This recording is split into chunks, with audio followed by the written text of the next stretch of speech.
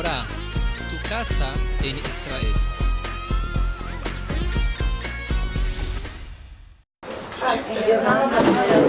Bueno, Shalom Ubrajá. Vamos a comenzar nuestro reencuentro. Sí, Abadim Ainu Lefaro en Mitzrayim, Yatzanu Me'avdut le Heirut. Sí, pero hay que volver a trabajar y hay que volver a acercarse. No se olviden que nuestra salida de Mitzrayim rumbo a la tierra de Israel tiene una cita en el camino que es Har Sinai. Nuestro objetivo es pasar por Har Sinai, así que Mahon Orah es nuestra manera de ir pasando por Har Sinai y llenarnos de Torah para poder traer a la tierra de Israel. Hay quienes dicen de manera irónica que lo que ha sucedido en el siglo XX, que nuestro retorno a la tierra de Israel en el siglo XX fue salteando Har Sinai. Vinimos directo sin pasar por Har Sinai y llegamos a la tierra de Israel muchos de nosotros, muchos hermanos nuestros, sin Torah, sin Har Sinai. Y entonces que bueno, tenemos que hacer un retroceso y volver. Y estamos en la época de Sfirat HaOmer, época una vez más de introspección y análisis. Cada día de Sfirat HaOmer es para poder ir elevándonos un poquito más, limpiando nuestras impurezas, aquellas en las que nos habíamos metido en Mitzrayim, que habíamos bajado tanto, para poder después de 7 semanas, ¿sí?, de Sfirat HaOmer, poder llegar a Har Sinai y recibir con pureza nuestra Torah. Estamos en nuestra clase, pues así es, gracias, pero no es mío, pues esa es la idea. Está escrito que en Mitzrayim estuvimos sumergidos, inmersos en 49 niveles de impureza. Un nivel más y se acababa Israel. Y es por eso que Hashem hizo la Geulah y nos sacó inmediatamente y dijo, se acabó. Si no, nos hubiéramos quedado perdidos, ¿sí?, dentro de la Avodah Zará de Mitzrayim. Y entonces para poder ir purificándonos tenemos 49 días para cada uno de los niveles de impureza. Hay incluso textos que nos explican qué ir haciendo cada día, qué determinada área de mi personalidad y de mi midot tengo que ir trabajando cada día para poder realmente llegar bien. Si se dan cuenta, nuestro Luach Hashanah en general está lleno de temporadas para limpiarnos. Antes de Pesach estuvimos limpiándonos de nuestros propios hametz, ¿sí?, no solamente del de la casa, sino el interno. Y termina Pesach y seguimos limpiando. Y va a llegar Shavuot y luego van a venir las 3 semanas entre Shiva Asar Betamuz y Tisha B'Av para trabajar todo el tema de Sinat Hinam y todo lo que llevó a la destrucción de los Batei Mikdash. Y luego de Tisha B'Av va a venir Jodesh Elul y después viene Rosh Hashanah, Yom Kippur. Todo el tiempo hay que limpiar. Aquel que vive en Jerusalén sabe, un día que no pasa la escoba se llenó de polvo todo. Y esa escoba, si no la pasamos en nuestra Neshama, también se llena de polvo. Se dice enseguida, con un solo momentito que dejemos de atender nuestra personalidad, nuestras midot, bajamos. Jajamim actuales, utilizando los inventos modernos, dicen que en Torah uno está siempre subiendo a través de una escalera mecánica eléctrica que baja. ¿Sí? Las escaleras suben y bajan, las eléctricas, ¿sí?, o las mecánicas según otros países, alguna otra forma que lo digan en algún otro país latinoamericano, pero saben de qué hablo, ¿sí? Ok. Entonces hay una escalera que sube, hay una escalera que baja. Todos aquellos que en alguna oportunidad fuimos niños, si hay una escalera que nos encanta subir por ella, es la que baja, ¿sí? Entonces, o sea, nos encanta subir ahí. Yo hace algún tiempito que ya no lo hago, pero y lo más interesante es que los niños normalmente con esfuerzo lo logran y logran subir en una escalera que baja. Sin embargo, la única manera de poder llegar hasta arriba es haciendo gran esfuerzo y no quedándose detenido, porque en el momento que te quedas detenido, bajas. Entonces se dice que el trabajo de nuestra Torah y de poder tener Torah es subir a través de una escalera mecánica que baja. Sí, así estamos, con gran esfuerzo, con gran dificultad. Pero si hacemos un gran esfuerzo, vamos a lograr subir. Pero si de pronto nos detenemos, no creamos que nos vamos a quedar en ese lugar, sino que bajamos. Aquel que dice en el movimiento, en el trabajo interno de Hazará Bichuvá, yo estoy bien así como ya estoy, hasta aquí llegué, a mí me alcanza este nivel, hay que asegurarle a esa persona de decirle, dentro de unas semanas, dentro de un mes, dentro de un año, no vas a estar ahí, vas a estar más bajo. Así funciona, ¿eh? Si no vas a seguir trabajando, bajas. No hay manera que te quedes en el mismo lugar si no vas a seguir estudiando, trabajando, etc. Por lo tanto, hay que estudiar. Estamos en nuestra clase de los grandes capítulos de la historia del pueblo de Israel y sus mensajes. Acuérdense que no estamos en un curso de historia, entre comillas, normal, de simplemente estar llenándonos de fechas, datos, límites, países, nombres, sino poder realmente aprender de la historia y no solamente estudiarla. Para estudiarla pueden acudir a muchísimos textos, pero lo importante es poder sacar lecciones de vida para nosotros. Y estamos abarcando ahora una época crucial en la historia del pueblo de Israel. Estábamos hablando en el último encuentro de la rebelión de los Macabim, la época del encuentro cultural de Grecia con el pueblo de Israel, las grandes dificultades que se vivieron en el pueblo de Israel y la rebelión que está ya dentro del pueblo de Israel, que por supuesto lo celebramos en Hanukkah, pero donde siempre les digo, la historia de los Macabim no termina en Hanukkah, no termina cuando se enciende la Hanukkah y de pronto ahí aparece aplausos, the end. No, no es así. La historia de los Macabim continúa, la lucha de los Macabim continúa después de encender esa maravillosa Hanukkah, esa maravillosa menorá, y celebrar Hanukkah, y hasta el día de hoy lo celebramos. Pero obviamente lo más importante, y lo hemos hablado tanto para Hanukkah como hoy, es entender lo que pasó en aquella época. Y hablamos en el último encuentro del gran episodio brutal que se llamó Hit Yavnut, helenización, cómo el imperio griego de una manera tranquila logró penetrar en la tierra de Israel, no solo con sus ejércitos, ya que no hubo enfrentamientos armados contra los griegos, sino con su cultura. Y la cultura griega entra al pueblo de Israel, en importantes sectores del pueblo de Israel, de una manera tranquila y pacífica. Los temas culturales se dan así. Uno ni siquiera se da cuenta cómo lentamente empiezo a adoptar hábitos y costumbres que me son ajenas, e incluso los incorporo como propios, y luego comienzo a decir, bueno, ¿y por qué no me puedo vestir así? ¿Por qué no puedo hablar así? ¿Por qué no puedo comer así? ¿Por qué no puedo pensar así? Y pasa una generación y 2 generaciones y ni siquiera hay ya un cuestionamiento, sino que simplemente, pues así somos, ¿sí? Y entonces cuando uno observa esa época y vivimos la época actual, hay algo que es impresionante y es su similitud. Justamente todo lo que vamos a estar hablando en los siguientes encuentros es la enorme similitud de la época greco-romana con la que estamos viviendo. Es increíble cuando muchas personas hoy en día seculares se refieren a los religiosos, y sabemos que tenemos una gran puja interna en el pueblo de Israel, y es por eso que estoy hablando de la similitud entre sectores del pueblo de Israel. Y hay grupos y grupos, y unos miran a los otros, y unos critican a los otros, y a veces agredimos unos a los otros, y estamos en un momento de mucha sinat hinam, de mucho odio entre el pueblo de Israel. Muchas veces nos dicen a aquellos que nos identificamos como, entre comillas, religiosos, que es un término que yo no utilizo porque no considero correcto, entendiendo que Yahadut no es religión y por lo tanto no tienen por qué decirme religioso, a lo sumo que nos digan, como nos decían siempre, Shomrei Torah u Mitzvot, y ese es el término de una persona observante que cuida Torah u Mitzvot. Cuando esas personas se refieren muchas veces a nosotros, nos dicen, es que ustedes viven en la Edad Media. Así dicen, ustedes viven en la Edad Media. Cuando esas personas me dicen así, yo les digo, ustedes viven en la Edad Antigua, que es anterior a la Edad Media. ¿Por qué? Porque la época que estamos estudiando, que es la época de los griegos, pertenece a la Edad Antigua. Y en la Edad Antigua es cuando los griegos propusieron a la humanidad la modernidad. Y es lo que hablamos en la clase anterior. Cómo les proponen los juegos deportistas, ¿sí? Deportivos, cómo les proponen los baños saunas, cómo proponen los masajes, cómo enseñan el culto al cuerpo, teatros, diversiones. ¿Sí? Esa es la modernidad. Hablar obviamente en griego porque es el idioma culto, y cuando uno observa lo que es hoy el mundo, es exactamente igual. Simplemente las propuestas, entre comillas, culturales actuales son esas.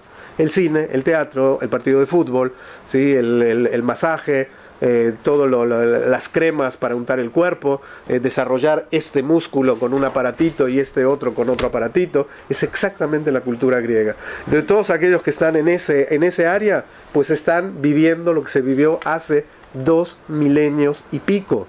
Es increíble. Y uno piensa que es moderno. No, no es moderno. Es súper antiguo. ¿sí? Es increíble cómo el mundo greco-romano se mantiene vigente hasta el día de hoy. Pero Baruch Hashem también, el mundo Yehudí y el mundo de Torah también se mantiene vigente y tenemos que seguir luchando contra él. Cuando Yehuda Maccabí, cuando Matitiau, su papá, se levanta en contra de los griegos en Modi'in, acuérdense ese episodio con el que terminábamos la clase anterior, la primer víctima de la rebelión macabea fue un Yehudí, no fue un griego, fue un Yehudí.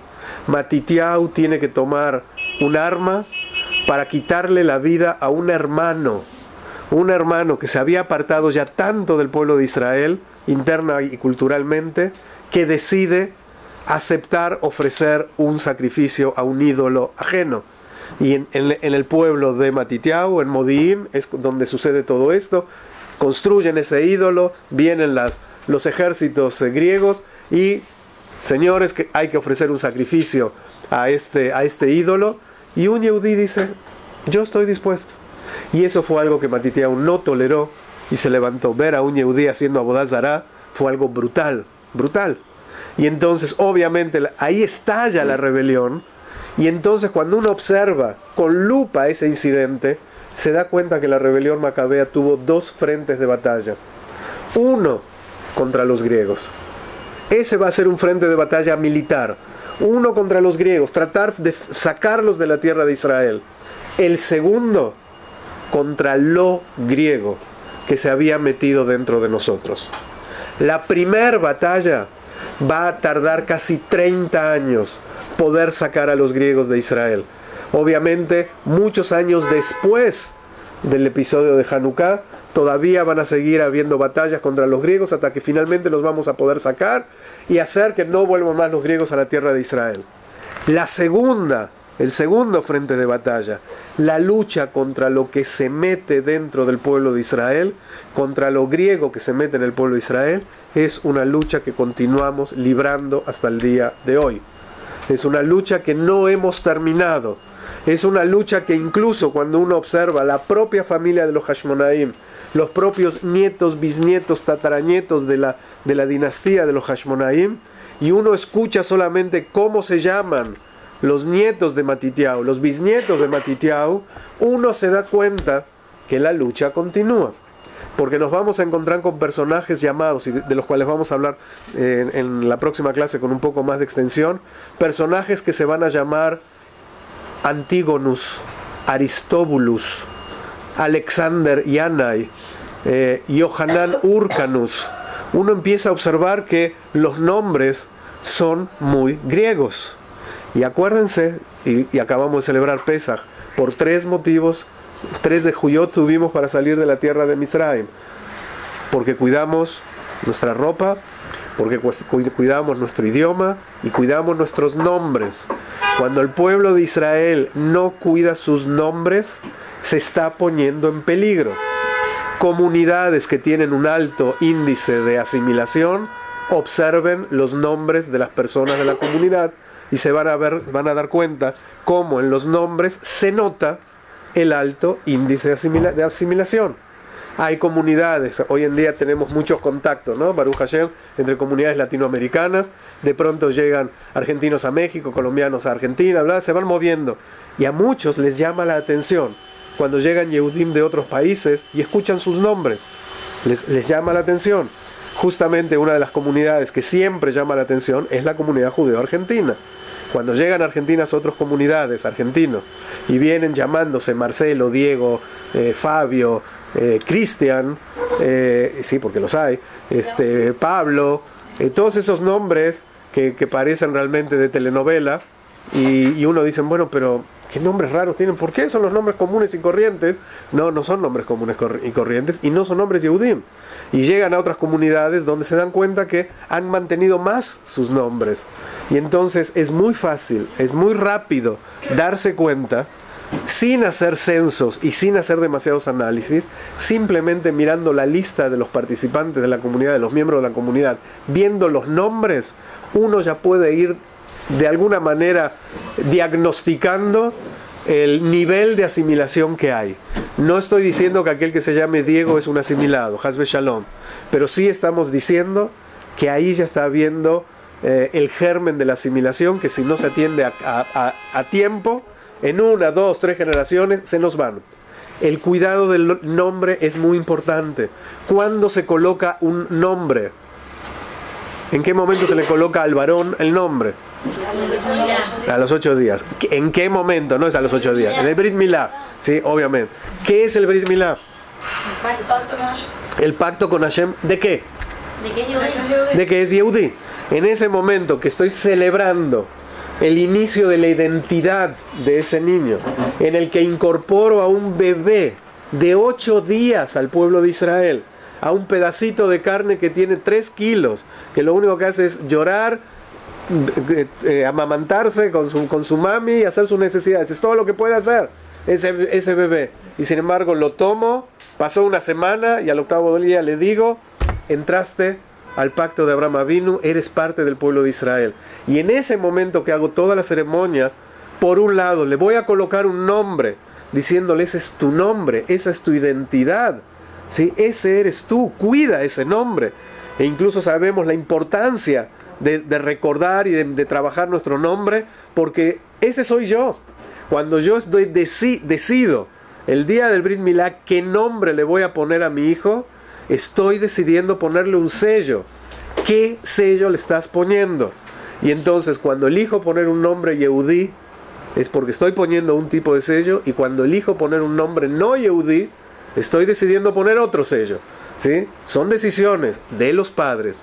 Y en ese momento del Brit Milá, los participantes, los que están ahí presentes, el Tzibur, dicen una brajá, que Shem Shenichnas le Brito Shel Abraham Avinu, de la misma manera que entró hoy al pacto de Abraham Avinu, Ken Ikanes le Torah, le Jupá, u le Maasim Tovim, de la misma manera que ese bebé entre a la edad de Bar Mitzvah, de cumplir mitzvot, a la Jupá y al camino de las buenas acciones. El bebé, repito, tiene 8 días, y ahí estamos pensando en la Jupá. Novio, te veamos a los 8 días, ¿sí? 8 días tiene el bebé. ¿Ya estás pensando en la Jupá?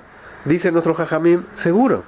Si cuando mi bebé tiene 8 días, yo no estoy pensando en el camino de Torah, de Jupá y de Maasim Tovim, ¿cuándo vas a empezar a pensar? ¿A los 5 años? ¿A los 10 años? ¿A los 13? Cuando tenga que hacer el Bar Mitzvah y de pronto voy corriendo a buscar a algún rabino que a ver si le hace alguna ceremonia, o quizás ni siquiera se lo hacemos, o cuando el bebé ese se convierte en un muchacho de 20 años, empieza 20, 18, 16, 21 y empieza a tener novias, novios, y con quién sale, con quién se puede casar, con quién no se puede casar, y finalmente quizás no llega a la Jupá porque decide celebrar otro tipo de unión sentimental y termina en cualquier otro lado, en una unión libre y quizás debajo de una cruz en una iglesia, o quizás en una mezquita, no sé, en algún lugar. No se rían, aquí en Israel eso sucede. Sí, nosotros que venimos de Latinoamérica nos estamos acostumbrados, pero aquí hay parejas de Yehudim con musulmanes, las hay, ¿sí? Y obviamente para los musulmanes cualquier persona, cualquier hombre que se case con una persona que no es de su fe tiene que convertirse.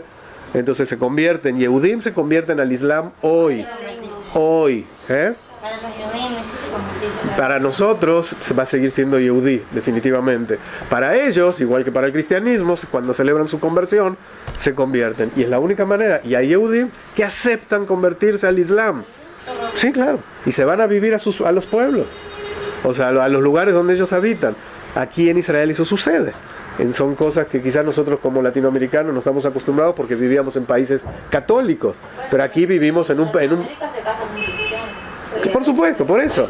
Entonces, no estamos acostumbrados porque el entorno en el que vivíamos normalmente no había musulmanes, pero aquí en Israel los hay. ¿Y dónde están? Pues obviamente en todas partes.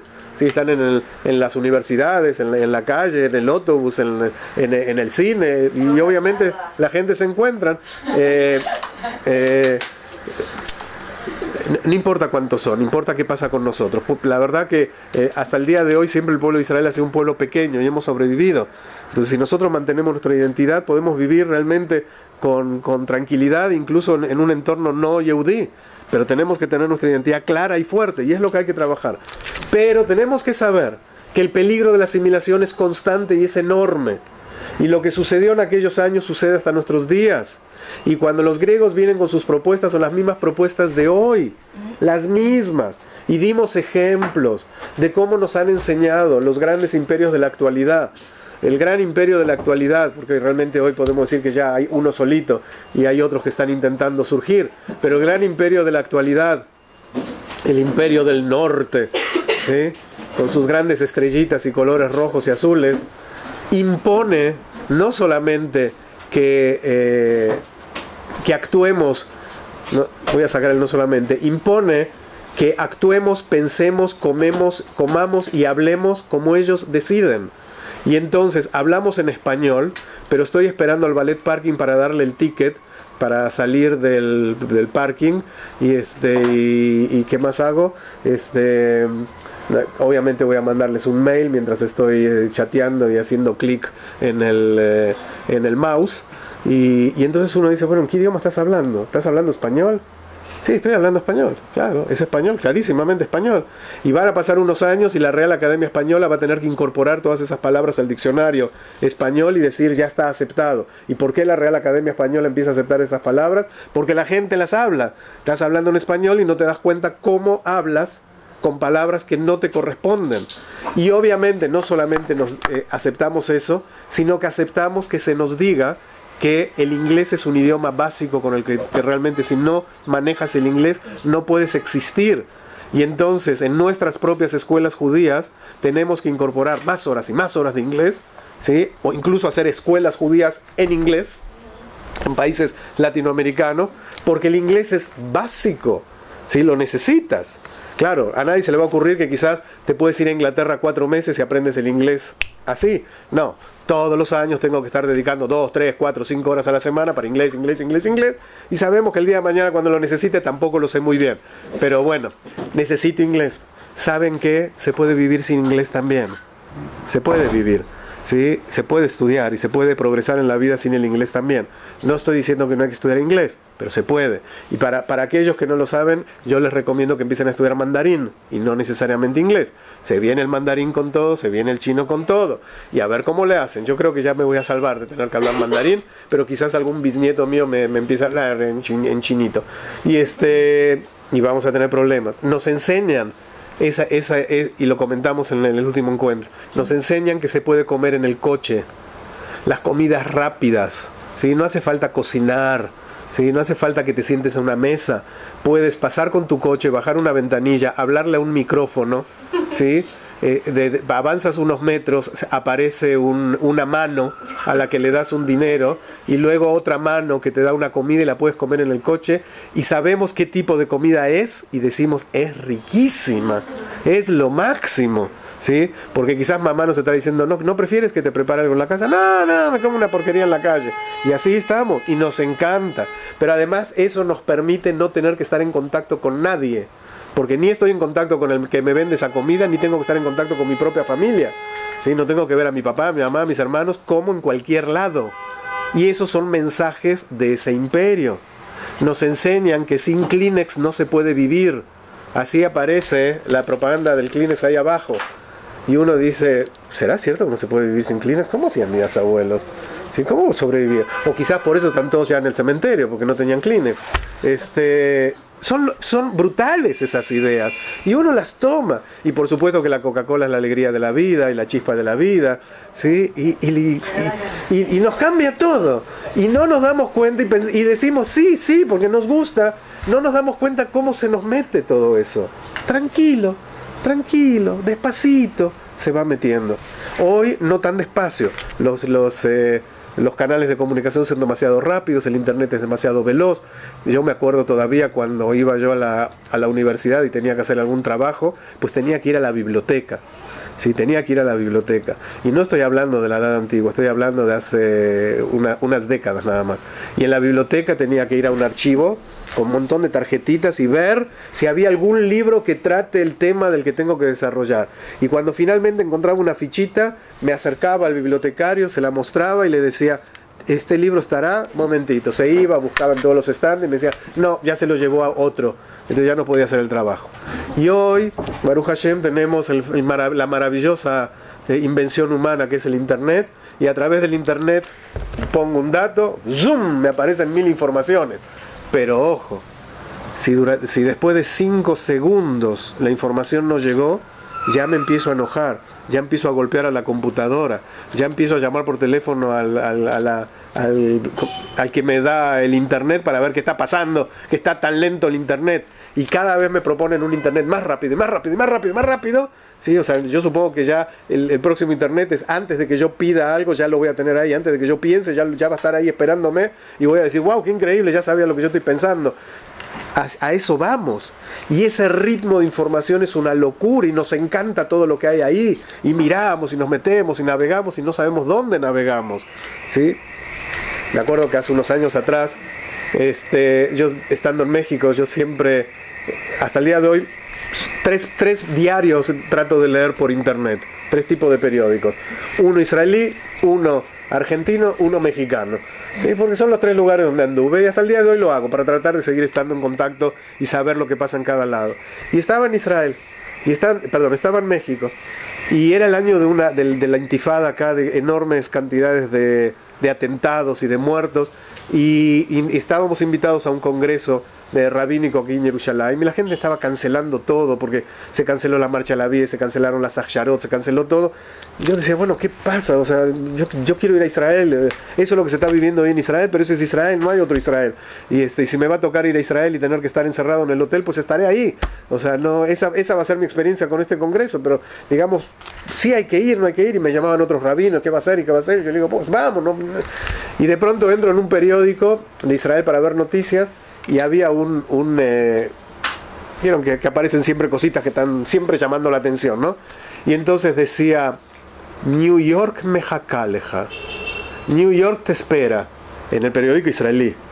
Y yo leí, New York mejacali, Nueva York me espera, Jerusalén mejacali. Y ese segundo clic, confirme mi pasaje, me voy para Jerusalén.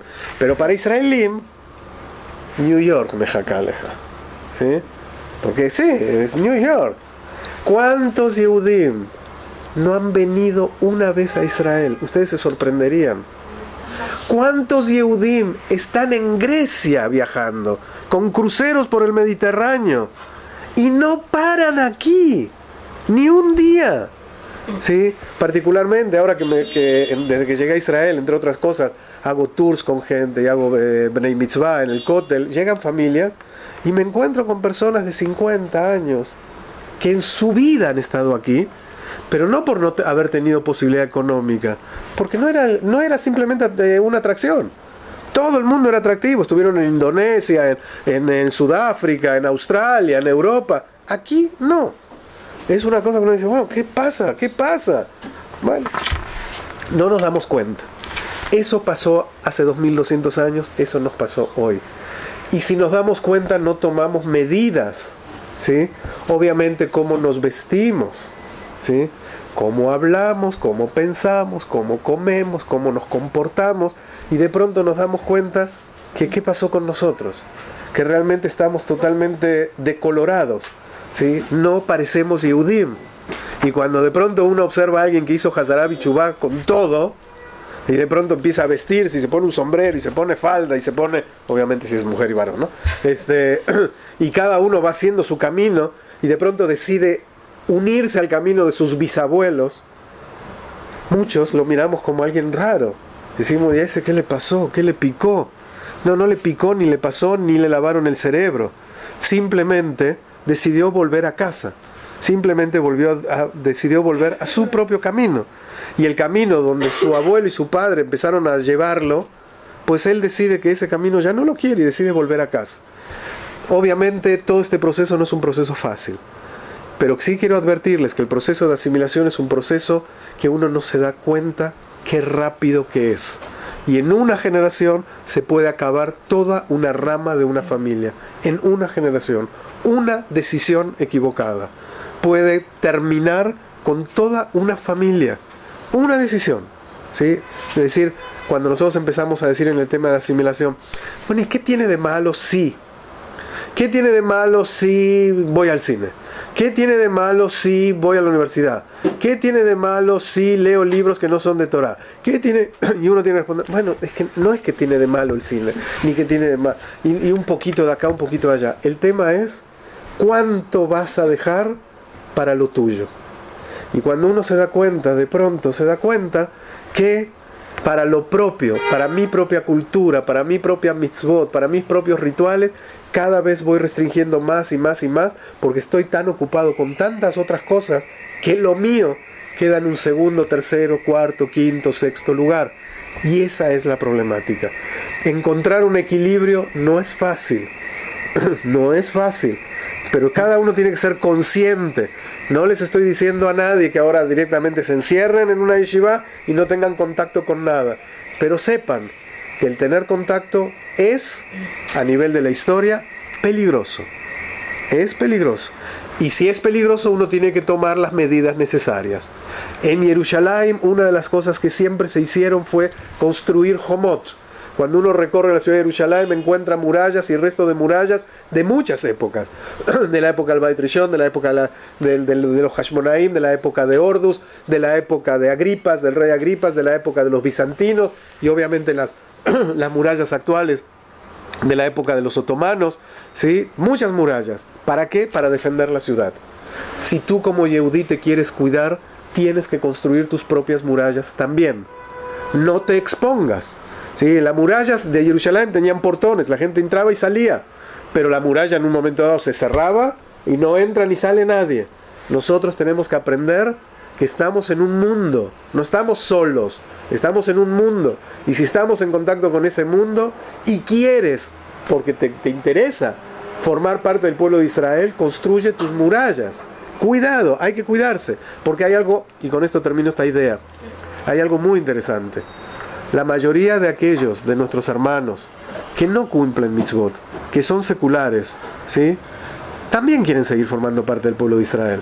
Se sienten parte del pueblo de Israel y quieren que sus hijos sean Yehudim. La gran mayoría. Son pocos los que realmente piensan, no, a mí ya no me interesa y si mis hijos son Goim. La gran mayoría no piensa así.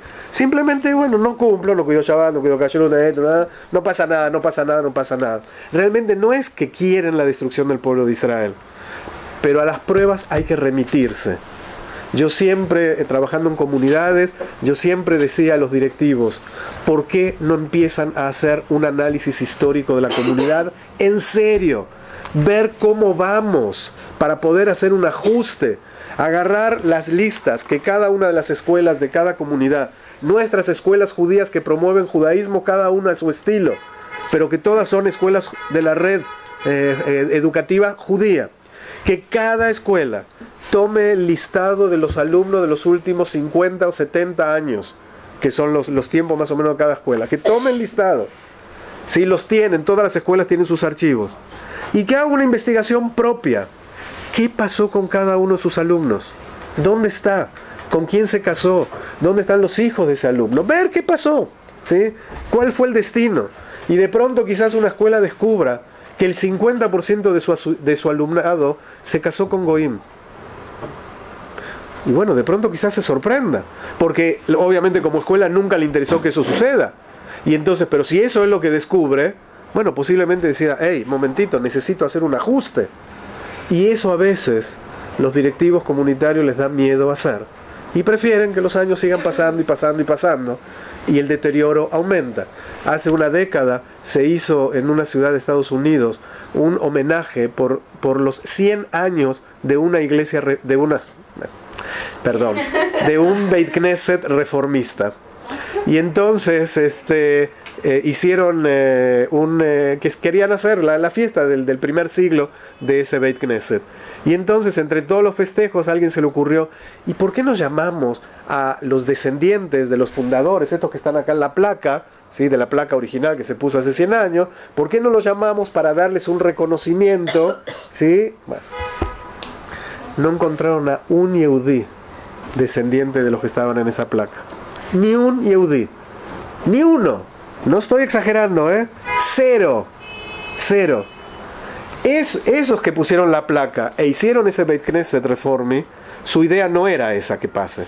Su idea era, bueno, no pasa nada si empezamos a sentarnos hombres y mujeres y ponemos el órgano y hacemos el sidur más corto y sacamos la tefilá de acá y no hace falta cumplir tantas cosas. Ok, eso pensaron, pero vamos a seguir siendo parte del pueblo de Israel. Los descendientes de esa gente que estaba ahí ya eran todos goyim. Es brutal. Y ellos mismos dijeron y sacaron una declaración que algo tienen que hacer para poder ajustar, y escribieron, y no lo dijo ni el Rebbe de Lubavitch, ni el Rav Shach, ni el Jajam Ovadia Yosef, escribieron los reformistas de ese Beit Knesset: tenemos que empezar a cuidar Shabbat y Kashrut. Ellos, ¿sí? Fíjense. ¿Por qué? Porque se dieron cuenta del resultado. Cuando uno hablamos mucho, pero tenemos resultados. Hay que ver lo que pasa. No seamos bobos, abramos los ojos. El pueblo de Israel tiene 12 millones de personas, de miembros, desde hace 70 años. ¿Cómo puede ser?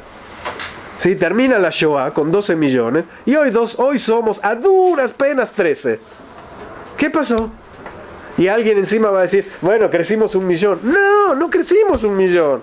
Si en 70 años tienes 13, es que se perdieron millones. Se perdieron millones. Hay profesores que hacen análisis de la población judía de Estados Unidos, donde siempre se habla, ¿cuántos hay en Estados Unidos? 6 millones, ¿verdad? Esa es la cifra que ustedes manejan. Esa es la cifra que yo aprendí hace 50 años, 6 millones. Si hoy hay en Estados Unidos 6 millones, y no los hay 5.200.000 aproximadamente así hoy, de personas declaradas como Yehudim, hay estudios que dicen qué hubiera pasado con esa población judía si hubiera seguido el mismo crecimiento vegetativo del resto de la población americana. ¿Sí? También el resto de la población también creció. ¿Y qué hubiera pasado con estos? ¿Cuántos Yehudim tendría que haber? Y hay quienes dicen en esta ecuación, así en este trabajo matemático, que tendría que haber en Estados Unidos cerca de 25 millones de Yehudim. Eso significa que si hay 5, se perdieron 20. Muchos más que los de la Shoah. Y eso solo en Estados Unidos. ¿Por qué? Porque cada familia tuvo hijos y tuvo nietos. El año pasado, no sé si se acuerdan, creo que lo comentamos, de una señora de acá de Mea Shearim que falleció. Una bisabuela de Mea Shearim. Una señora, salió en todos los diarios de Israel. Dejó 1.400 herederos. Descendientes. 1.420 y tantos descendientes. Una mujer que falleció a los 90 y tantos años. Ella tuvo cerca de 10 hijos. Cada uno de los hijos tuvo otros tantos, otros 10. Y cada uno de los nietos también. ¿Sí? Recién empezaban. Entonces ella con sus 10 hijos ya eran 11. Cada uno de los hijos tuvo 10, ya son 100. Cada uno de los bisnietos ya llegaron a 1.000. Y había empezado a tener los tataranietos. Una sola persona puede tener todos esos descendientes. ¿Sí? O sea, no es chiste. Entonces, si una comunidad de 5 millones pasan los años y sigue siendo de 5 millones, algo no está bien. Eso significa que están naciendo y se están asimilando, naciendo y asimilando, naciendo y asimilando. Tenemos que enfrentar esa realidad. ¿Sí? Es una realidad. Y vuelvo a decir, creo que todos estamos orgullosos de pertenecer al pueblo de Israel. Pero si realmente queremos que nuestros hijos también pertenezcan, y nuestros nietos y nuestros bisnietos, tenemos que hacer algo. Si pensamos que lo que a mí me alcanzó para mantenerme como Yehudí le va a alcanzar a mi hijo o a mi nieto, les puedo decir por mi experiencia, no. Si alguien piensa, hay papás, por ejemplo, papás de muchachas de la edad de ustedes, que hace 20 años bailaban Rikudim, ¿sí? O iban al deportivo israelita y ahí participaban en los eventos deportivos que, como mencionamos, ¿no? Que con la locura del pueblo de Israel decidimos llamar a los encuentros deportivos del pueblo de Israel macabiadas, ¿no? Qué locura. Cuando realmente tendrían que llamarse antiojiadas, ¿sí? Y no macabiadas, porque Yehuda Maccabi se levanta contra todo eso. Y no era un deportista Yehuda Maccabi. Yehuda Maccabi era un Cohen y luchó por la Torá y no por jugar al fútbol, pero o al tenis Yehudí. No era eso lo que hacía Yehuda Maccabi. Y Antíoco sí proponía las Olimpiadas. Entonces las macabiadas deberían llamarse antiojiadas. Pero bueno, son las locuras que hacemos y ni nos damos cuenta. Y nos encanta porque uno ve y dice qué lindo, se reúnen muchachos de todo el mundo y la pasan lindo. Sí, padrísimo. O sea, no estoy en contra de que se juegue fútbol, pero si eso es lo importante, está cuidado. Pero les estaba diciendo. Pero se me fue la idea anterior. ¿Dónde estaba? Cuando los papás bailaban y esto, y de pronto tienen un hijo que no quiere bailar Rikudim. ¿Y entonces qué hace? Si todo su judaísmo y su identidad fue a través del Rikud, ¿qué hace con ese hijo? ¿Sí? Así pasa. Entonces de pronto nos vamos a encontrar con generaciones nuevas. Algunos empezaron de pronto a aprender velas de Shabbat. Algo que no hacía ni su mamá, ni su abuela, ni su bisabuela. Decidieron empezar a aprender velas de Shabbat. Pero hay quienes ya ni siquiera se les ocurre prender velas de Shabbat y simplemente se van. Y entonces es de lo preocupante de este tema que estamos viendo, de esta época que estamos viendo. No lo puedo creer. Bueno, todavía no me voy. Mientras no me golpeen la puerta no me voy. Y entonces, cuando Matitiahu y sus hijos estallan en rebelión, esa rebelión que continúa hasta nuestros días es la rebelión contra la Itiavnut, contra la helenización. En aquellos años se llamaba así porque era ser helenos, ser griegos. Hoy sería contra la globalización, contra la americanización, contra la asimilación o lo que nosotros querramos. Incluso hay un tema más que quiero agregar, ya que tocamos este. En aquellos años, Yehudim que decidieron acercarse a la cultura helénica eran Yehudim que sabían de Yahadut, conocían lo suyo y lentamente comienzan a acercarse a otra cultura. Sabían Torah, pero también empiezan a leer otros textos. Iban a la Tevilá, pero después iban al teatro, ¿sí? Sabían. Y lentamente empiezan a ser helenos. Por eso incluso de los nombres que antes les hablé, hay quien se va a llamar, cuando les decía los nombres, en realidad se van a llamar Yehuda Aristobulus, ¿sí? Un nombre mixto, como muchos tenemos hoy en día, que tenemos el nombre en español y el nombre hebreo, o tenemos uno y otro, tenemos el del abuelo y tenemos otro más que es el que uso, ¿sí? Porque el del abuelo es el del abuelo, ¿sí? Tenemos que pensar, y ojo, cuando van a poner un nombre a un hijo, no solamente vayan a comprar el librito de los nombres, piensen mucho, piensen, porque es una decisión para toda la vida de ese hijo. Siéntense a pensar, no está de más sentarse con papá, mamá y los abuelos, aunque después no hagan lo que ellos le dijeron, pero escuchar qué piensan. Escuchar qué piensan. Tuve hace unos años una pareja que se me acercó. La mujer estaba embarazada. Y me dice el hombre, me dice, tengo una gran duda. Dice, sabemos que vamos a tener un varón. Y estamos discutiendo por el nombre. Quiero decirles que es tema de discusión, ¿eh? Seguramente, no sé si en las clases de Shidduchim y de Nisuim hablan, pero el tema de la elección de un nombre del hijo es tema de discusión en muchas parejas, ¿sí? Es uno de los primeros conflictos que estallan en la pareja, porque además estalla a nivel de toda la familia, y es cómo manejarlo. Ese es un tema que hay que decirle a Geula que lo pongan en el curso, en serio, en la currícula. Hay que analizarlo. Viene este señor y me dice, vamos a tener un varón. Le digo, más alto. Me dice, sí, tenemos un problema con el nombre. ¿Cuál es el problema? Dice, mi papá falleció y él se llamaba Moisés. Y la verdad, no quiero llamar a mi hijo Moisés. Y a mi esposa no le gusta. ¿Sí? Algo así me dijo, ¿no? O sea, estoy obligado a ponerle, o puedo no. Y, o sea, vino con todo ese tipo de preguntas. Y entonces, yo decía, bueno, Moshe, ni más ni menos. Ese nombre no te gusta, Moshe. Bueno, o sea, realmente hay nombres y nombres, ¿no? Pero bueno, le resultaba un nombre muy pesado, muy, muy pesado. Entonces le digo, ¿y cuál es la fecha en la que esperan al bebé? Entonces me dice, la fecha probable de parto es esta. Entonces le dije, déjame ver en el Luaj, ¿sí? ¿Qué para allá corresponde a esa fecha? No lo van a creer. Claro, Moshe, pero Moshe está en 4 libros de la Torá, ¿sí? Entonces no es chiste, ¿sí? O sea, Shmot, Vaikra, Bamidbar, Dvarim, es decir, 10 meses del año aparece Moshe. ¿Saben en qué para allá? Shmot, Parashat Shmot, Uledet Moshe, el nacimiento de Moshe. El nacimiento de Moshe. Se lo muestro. Me dice, no, así no, pues. Dice, no le creo. Le dije, no, mírate. Nació el niño. Adivinen cómo se llamó. Moshe. No.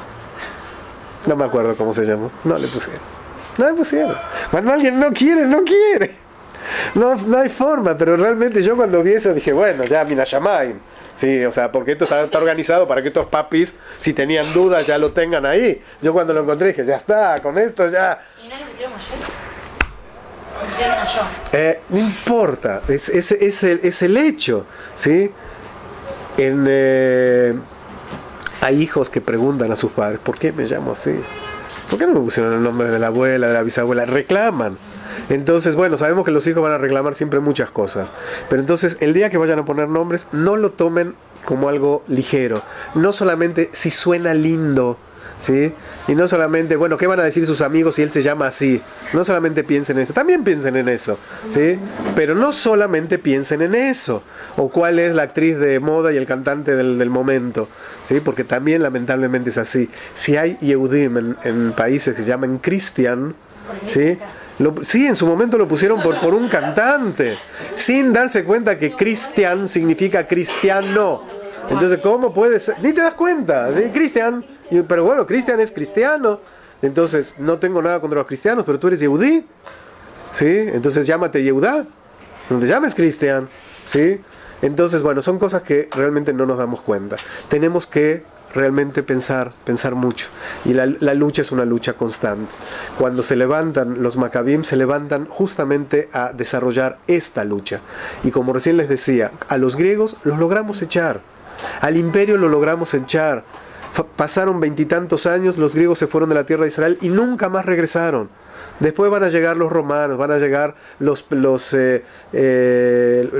bizantinos, que es parte de los romanos, van a llegar nuevamente los persas, van a llegar las cruzadas, van a llegar los mamelucos, van a llegar los turcos, van a llegar los británicos. Cada uno va a llegar a esta tierra y cada uno va a tratar de influir, ¿sí? Ellos van llegando y nosotros vamos contra cada uno de esos y logrando sacarlos uno por uno. Pero ¿qué hacemos contra lo otro? Contra lo que se me mete. Les digo sinceramente, viene gente aquí a Eretz Israel, estoy haciendo los tours, entre otras cosas, me encanta ir a pasear con gente que viene de otras comunidades. Y estoy paseando y me empiezan a decir, ¿y no nos va a llevar acá en Jerusalén a la tumba de...? La verdad no estaba en mi programa. ¿Y no nos va a llevar al templo? No. Sí, pero además yo les presento a dónde los voy a llevar. Pero les interesa a veces hasta mucho más todo lo que no es lo nuestro, ¿sí? Les muestro el Beit Knesset Ajurba, ¿sí? que se acaba de inaugurar, que es una belleza, es un Beit Knesset. Les dije, vamos a entrar. No, es un Beit Knesset, ya conozco un montón. Así lo dicen. Así lo dicen con una tranquilidad, ¿sí? Y bueno, y con todo respeto a cada uno. Pero, ¿qué pasa con tu identidad? ¿Qué pasa? ¿Sí? ¿Por qué eso sí? ¿Por qué ni siquiera te interesa entrar a ese Beit Knesset para verlo a nivel de arquitectura? Como a veces sí, no, yo quiero entrar a aquel lugar por la arquitectura. Bueno, entra al Beit Knesset para ver la arquitectura también, ¿sí? Ve a ver qué lindo los vitrales en el Beit Knesset. Eso es un Beit Knesset. Son cosas nuestras, son problemas nuestros que tenemos que trabajar. En la lucha de Matitiahu y sus hijos, Matitiahu fallece inmediatamente, después del inicio de la rebelión él muere, y el que se va a quedar en el mando es Yehuda. Y sabemos, es Yehuda quien lo van a llamar Maccabí, y Maccabí explica a nuestro Jajamim por dos motivos. Maccabí porque daba golpes como una maquebet, y maquebet es como un martillo. Sabía de estrategias militares, supo también de estrategias militares y luchaba. Pero también dicen Maccabim, que significa las iniciales de Mi, Kamoja, Bailim, Hashem. ¿Y qué significa eso? Que Yehuda a Maccabí luchaba por el nombre de Kadosh Baruj Hu y luchaba por la Torá, y lo que más le importaba era ir a purificar el Beit HaMikdash y reiniciar la Avodá en el Beit HaMikdash. No olvidemos eso, ¿sí? Él quiere purificar el Beit HaMikdash y que desde ahí se purifique Israel, que se purifique Am Israel. Por eso vuelvo a relacionarlo con el tema de las Macabiadas. Cuando muchas veces en las escuelas de la red judía en todas partes del mundo les dan a los niños una joveret, ¿sí? Sabemos lo que es una joveret, un cuadernillo de Hanukkah. Muchas veces aparece un dibujito, una caricatura de Yehudá Maccabi. ¿Sí? ¿Cómo se imaginan a Yehudá Maccabi? Bueno, pero ¿cómo se lo imagina la gente, Yehudá Maccabi? Nada, sí, muy herculeano, claro.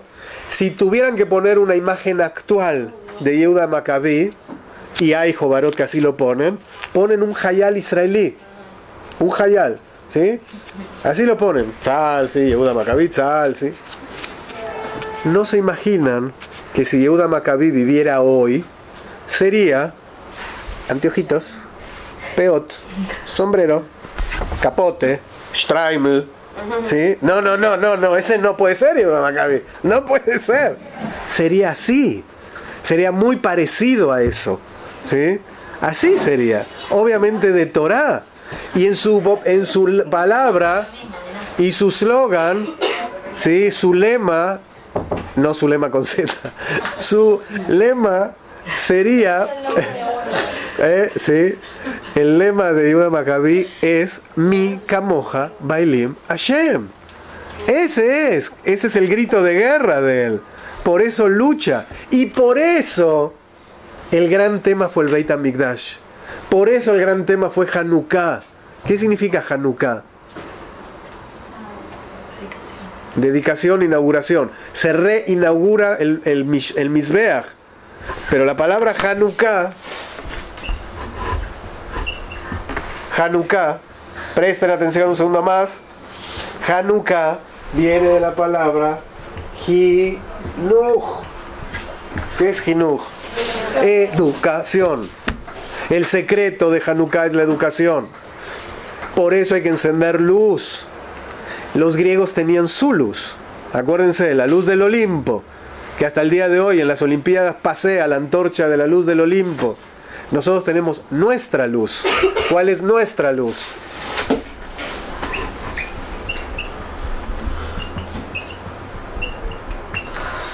Nosotros tenemos nuestra luz. Torah, orá. ¿Sí? Cuidado con otras luces.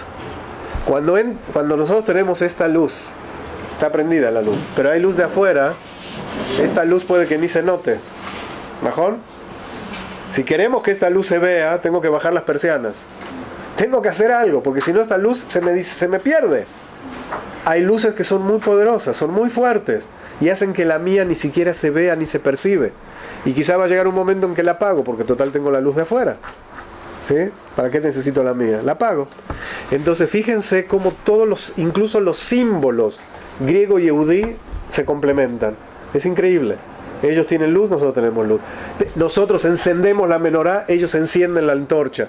¿Sí? Es muy impresionante toda esta época.